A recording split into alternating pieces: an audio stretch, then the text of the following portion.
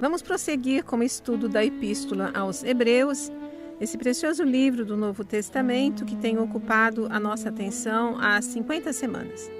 Estamos na última sessão do 6º capítulo, que fala da imutabilidade da promessa de Deus. Antes de qualquer retrospectiva, porém, vamos ao texto bíblico.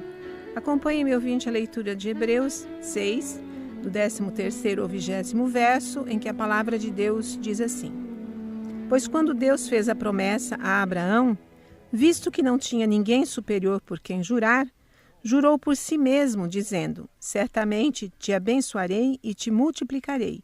E assim, depois de esperar com paciência, obteve Abraão a promessa. Pois os homens juram pelo que lhes é superior, e o juramento, servindo de garantia para eles, é o fim de toda contenda.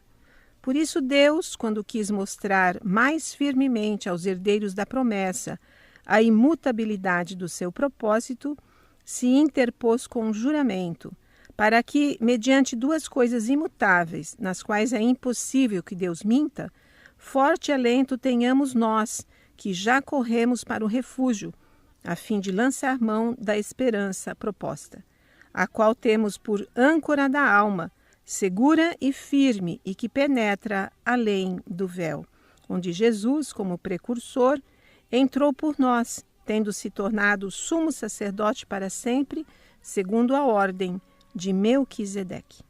Como vimos no último estudo, a grande mensagem que esta sessão de Hebreus nos transmite é que as promessas de Deus estão todas fundamentadas nos seus desígnios eternos e, portanto, são plenamente confiáveis. Para ser melhor compreendido por seus leitores, o autor sacro utiliza-se do exemplo de Abraão, o precursor do povo judeu, seu mais antigo patriarca e considerado por todos o pai da fé. Primeiramente, o autor mostra que Abraão pôs a sua esperança em Deus. Ele confiou que Deus manteria sua promessa de fazer dele uma grande nação. Ele não era somente um homem de fé, mas também de esperança. Em segundo lugar, o autor desta carta mostra quem são os herdeiros da promessa feita pelo Senhor a Abraão. E esses herdeiros são os cristãos, tanto aqueles vindos do judaísmo, como era o caso dos primeiros leitores da epístola, quanto aqueles oriundos de outros povos, como é o nosso caso. O juramento que Deus fez a Abraão, em Gênesis capítulo 22, versos 16 e 17, ao qual o autor sacro se refere, teve por objetivo mostrar eficazmente aos herdeiros da promessa que eles podem confiar totalmente na palavra de Deus. Deus não precisaria jurar, pois ele é a própria personificação da verdade. Mas ele o fez naquela ocasião por causa da fraqueza da fé humana. Ele o fez para que os homens possam ter uma certeza adicional do quanto a palavra de Deus é confiável. Em terceiro lugar, a fim de confirmar o quanto nossa esperança nas promessas de Deus está segura, o escritor de Hebreus faz uso de uma outra ilustração. Mas agora, ao invés de recorrer a algum nome da vasta galeria de heróis da fé do povo judeu, ele recorre a uma ilustração que nunca havia sido usada no Antigo Testamento. O verso 19 diz: a qual temos por âncora da alma, segura e firme. O professor Simon Kistemaker, em seu comentário de Hebreus, publicado pela editora Cultura Cristã, faz, meu ouvinte, as seguintes considerações sobre essa passagem. Diz ele que a imagem de uma âncora é vívida e reveladora.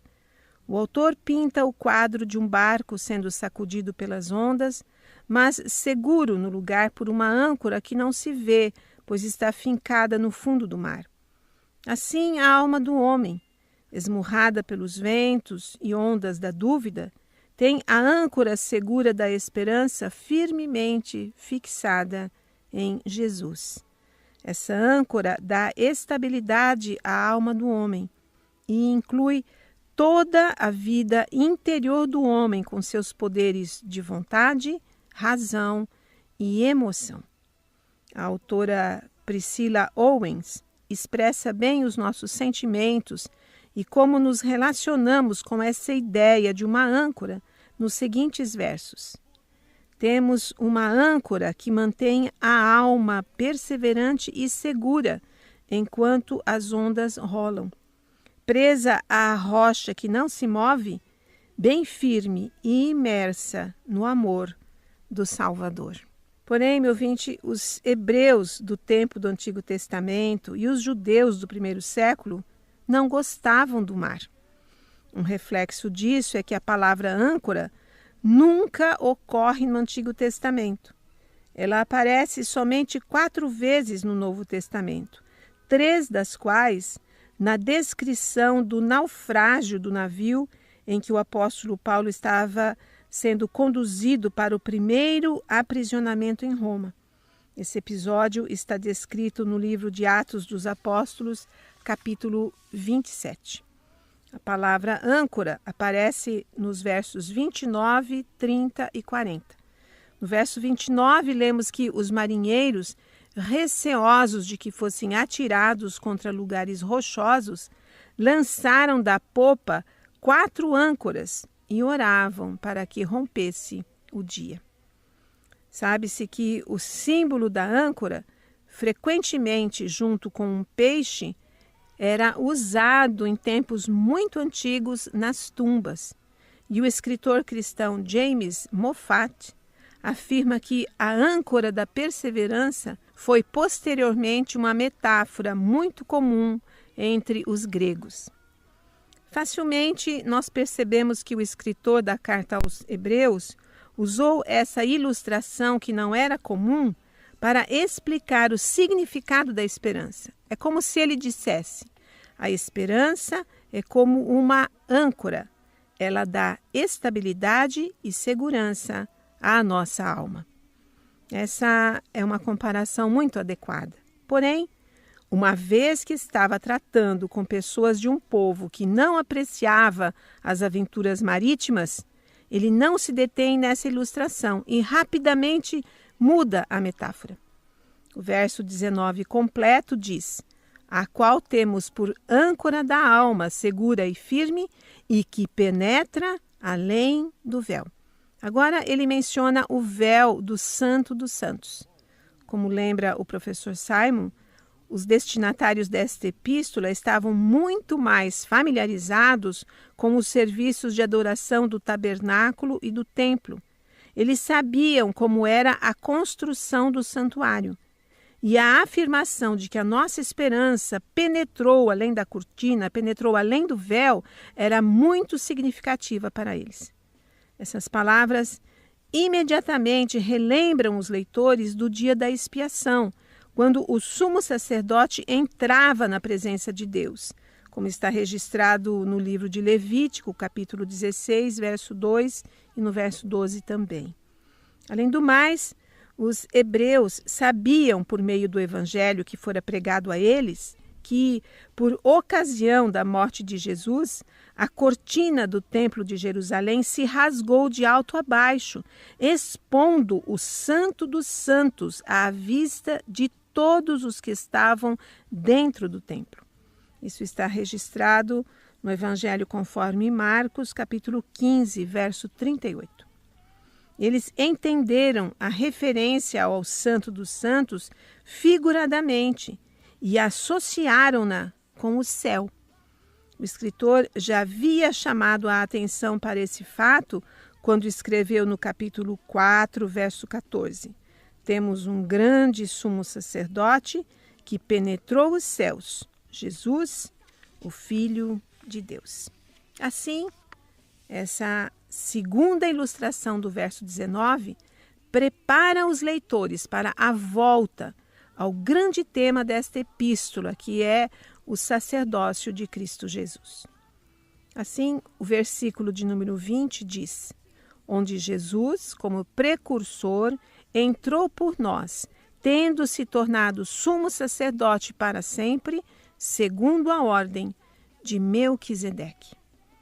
Meu ouvinte, o propósito das ilustrações usadas pelo escritor sacro revela-se agora claramente. Toda a esperança cristã está posta em Jesus Cristo, que entrou no santuário celestial, do qual o tabernáculo e o templo eram apenas símbolos passageiros. Assim como uma âncora segura um navio e ela não pode ser vista porque está no fundo do mar, assim também nossa esperança invisível está nos altos céus. Em Romanos 8, versos 24 e 25, o apóstolo Paulo escreveu: porque na esperança fomos salvos.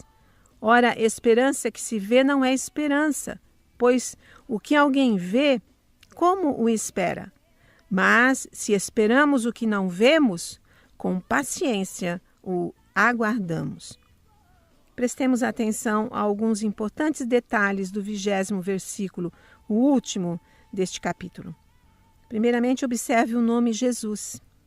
Nosso amado Salvador e Senhor não é citado aí com nenhum dos seus preciosos títulos, como Filho de Deus ou mesmo Cristo. Apenas Jesus, e essa é uma referência à sua vida terrena. Na ressurreição, Jesus recebeu um corpo glorificado que continuou tendo forma humana. Com esse corpo glorificado, ele entrou nos céus, ou seja, ele entrou nos céus levando junto a sua humanidade. E essa é uma garantia de que nós, um dia, também entraremos lá com ele. Confirmando isso, observe em segundo lugar a palavra precursor. Precursor é aquele que vai à frente de outros. Neste caso, aquele que foi antes de nós. Precursor é uma palavra raríssima. Ela só é citada uma vez em toda a Bíblia. E essa vez é aqui. Percebe-se que o autor sacro a usou com muito cuidado. Ele a escolheu com o propósito de nos comunicar que Jesus não alcançou tão altíssima posição nos céus para permanecer lá sozinho. E sim, para que nós possamos estar lá junto a ele. Para que nós possamos segui-lo. Nosso precursor adentrou os céus em seu corpo humano glorificado. E nós cultivamos a bendita esperança de que, da mesma forma, um dia lá estaremos, não apenas em espírito, mas também com nosso corpo ressurreto, transformado à semelhança do corpo de Jesus. Para isso, ele deu a sua vida na cruz como sacrifício agradável a Deus. A ressurreição dos verdadeiros cristãos se dará no chamado último dia ou na consumação do século, conforme as palavras de Jesus. É também por essa razão que os crentes aguardam ansiosamente por esse dia decisivo, que será de grande júbilo para eles, embora seja um dia terrível para os incrédulos. Em terceiro lugar, observe agora a frase tendo se tornado sumo sacerdote para sempre, segundo a ordem de Melquisedeque. O autor da epístola chega ao final da sua exortação, iniciada depois que, no 5º capítulo, verso 10, ele apresentou Jesus dessa mesma forma, como sumo sacerdote segundo a ordem de Melquisedeque. Ele volta ao assunto e acrescenta a expressão para sempre. Aqui eu recorro ao teólogo e reformador João Calvino. Em seu comentário de Hebreus, publicado pela editora Fiel, Calvino lembra que o sumo sacerdote costumava entrar no Santo dos Santos não só em seu próprio nome, mas em nome do povo, como aquele que levava em seu peito e em seus ombros as 12 tribos de Israel. Até porque as 12 pedras estavam engastadas em seu peitoral e seus nomes estavam gravados nas 2 pedras de ônix em seus ombros, para ser um memorial do povo, a fim de que todos pudessem entrar no santuário na pessoa de um único homem. O escritor sacro, portanto, está certo ao afirmar que nosso sumo sacerdote entrou no céu, uma vez que ele não o fez visando tão somente a si próprio, e sim visando a nós também. Não há, portanto, motivo para temer-se que a porta do céu se feche à nossa fé, já que ela jamais se dissocia, jamais se separa de Cristo. visto que nos compete seguir a Cristo que nos precedeu, por isso ele é chamado nosso precursor. Ele não só foi preparar lugar para seu povo, mas é também seu guia, a quem devem seguir. E onde ele entrou, também entrarão. Seu acesso é uma garantia do acesso deles próprios. Os cristãos vindos do judaísmo, que foram os destinatários originais desta carta, deviam entender que precisavam avançar além das antigas formas externas da religião que haviam seguido até a sua conversão a Cristo Jesus. Deviam avançar além do sacerdócio do Antigo Testamento, com todos os seus símbolos e celebrações. Tudo aquilo se cumprira em Cristo e estava, portanto, ultrapassado. Eles deviam fixar-se agora apenas em Cristo, o sumo sacerdote eterno. Só assim poderiam ter a certeza de que a sua fé estava depositada unicamente em Cristo e que sua esperança não era em vão. E você, meu ouvinte, onde está depositada a sua fé? Se você ainda acredita em outros nomes além de Cristo, como seus mediadores e intercessores junto a Deus, lamento dizer que este texto tão precioso não se aplica ao seu caso e que essa bendita esperança de entrar com Jesus nos lugares celestiais não é para você.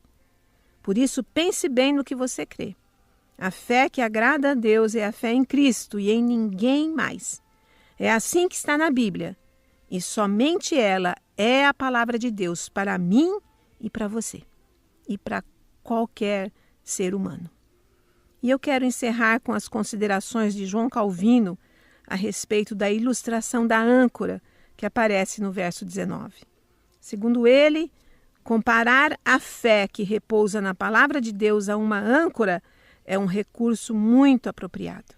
Certamente que, enquanto peregrinamos neste mundo, diz Calvino, não temos terra firme onde pisar, uma vez que somos arremessados de um lado para o outro, como se estivéssemos em meio a um oceano atingido por devastadora tormenta. O diabo jamais cessa de acionar incontáveis tempestades, as quais imediatamente fariam tombar e submergir nossa embarcação, se não lançássemos nossa âncora com firmeza nas profundezas. Olhamos e nossos olhos não divisam nenhum porto. E em qualquer direção para onde dirigimos nossa vista, a única coisa que divisamos é água. Na verdade, só vemos ondas em gigantescos vagalhões a nos ameaçarem. Mas assim como se lança uma âncora no vazio das águas, a um lugar escuro e oculto, e enquanto essa âncora permanece ali invisível, sustenta a embarcação que se encontra exposta ao sabor das ondas, segura em sua posição para que não afunde, assim também nossa esperança está firmada no Deus invisível. Mas há uma diferença. Uma âncora é lançada ao mar porque existe solo firme no fundo, enquanto que nossa esperança sobe e flutua nas alturas, porquanto ela não encontra nada em que se firmar neste mundo. Ela não pode repousar nas coisas criadas, uma vez que encontra seu único repouso no Deus vivo.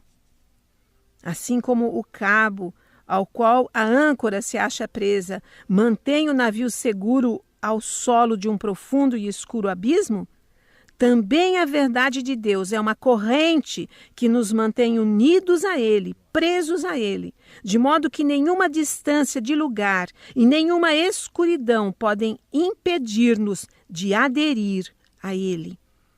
Quando nos sentimos unidos assim a Deus, mesmo que tenhamos de enfrentar as constantes tempestades, estaremos a salvo do risco de naufrágio. Eis a razão, porque o autor nos diz que a âncora é uma esperança segura e firme. É possível que uma âncora se quebre, ou que um cabo se rompa, ou que um navio se faça em pedaços pelo impacto das ondas. Isso sempre sucede no mar. Mas o poder de Deus que nos protege é algo completamente distinto, bem como também é a força da esperança e a plena estabilidade de sua palavra. Que esta seja também a sua convicção, meu ouvinte, para a inteira glória do Senhor. A quem pertence toda a glória, a honra e o louvor, hoje e eternamente. Amém.